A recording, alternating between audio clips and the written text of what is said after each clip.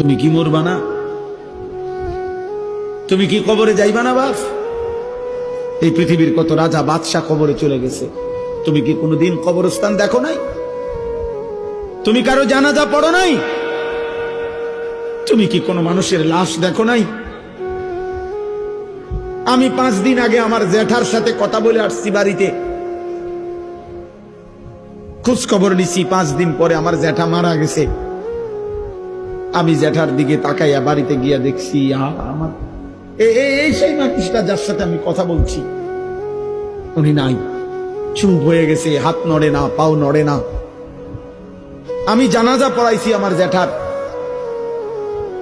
তো জানাজার আগে আমি আমার জ্যাঠার কবরটা খালি, তখন কবরে রাখে নাই।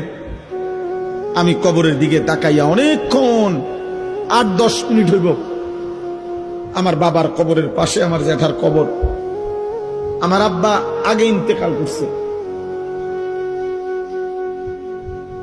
আমার জ্যাঠার কবরের দিকে তাকাইয়া অনেকক্ষণ খালি কবরের দিকে তাকাইয়া ছিলাম। তাকাইয়া আমার মনে হইল কবর যেন আমারে ডাক দিয়ে বলছে, আনিস, আমার কাছ থেকে 1 মুঠ মাটি দিছিলাম আমি,